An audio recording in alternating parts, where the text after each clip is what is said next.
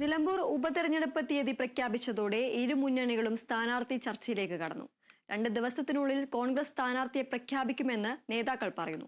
എന്നാൽ ഉപതെരഞ്ഞെടുപ്പ് അഭിമാന പോരാട്ടമായി കാണുന്ന CPIM സ്ഥാനാർത്ഥി പ്രഖ്യാപിക്കുക ഒരാഴ്ചയ്ക്കുള്ളിലായിരിക്കും.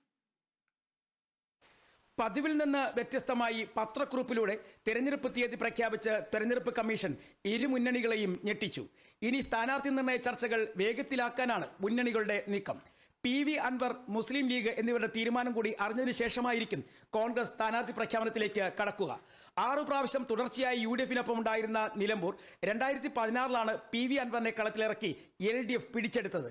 എന്നാൽ മുഖ്യമന്ത്രിക്കും പാർട്ടിക്കുമെതിരെ വിമർശനങ്ങൾ ഉന്നയിച്ച PV അൻവർ MLA സ്ഥാനം രാജിവെച്ച് UDF-നൊപ്പം ചേർന്നത് കോൺഗ്രസിന് പ്രതീക്ഷ നൽകുന്നു.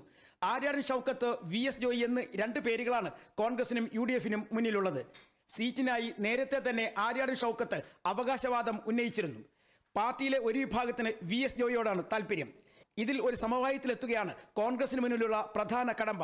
CPIM ആകട്ടെ പാലക്കാട് മോഡൽ നിലമ്പൂരിലും പരീക്ഷിച്ചേക്കാം. അല്ലാത്ത പക്ഷം M സ്വരാജ്, DYFI നേതാവ് വസീഫ്, സംസ്ഥാന sports council president U Sharafali എന്നിവരുടെ പേരുകളും ചർച്ച ചെയ്യുന്നു. തദ്ദേശഭരണ സ്ഥാപനങ്ങളിലേക്കുള്ള തെരഞ്ഞെടുപ്പിന് മുന്നോടിയായുള്ള ഒരു കർട്ടൻ റൈസറായിട്ടാണ് ഇരു മുന്നണികളും നിലമ്പൂർ ഉപതെരഞ്ഞെടുപ്പിനെ കാണുന്നത്. BJP സ്ഥാനാർത്ഥി നിർണയവുമായി ബന്ധപ്പെട്ട കോർ കമ്മിറ്റി യോഗം ചേരും. ഭരണരംഗത്തെ നേട്ടങ്ങൾ എടുത്തു പറഞ്ഞ് വോട്ട് പിടിക്കാനാണ് ഇടതുമുന്നണിയുടെ തീരുമാനം. നയിക്കാൻ മുഖ്യമന്ത്രിയും ഉണ്ടാകും. സംസ്ഥാനത്തെ പ്രത്യേക സാഹചര്യങ്ങൾ, പ്രതിഷേധങ്ങൾ എന്നിവ കൃത്യമായി മുതലെടുത്താൽ വിജയവഴിയിലെത്താൻ കഴിയുമെന്ന പ്രതീക്ഷ കോൺഗ്രസ് നേതാക്കളും പങ്കുവയ്ക്കുന്നു. Kerala vision news, Thiruvananthapuram.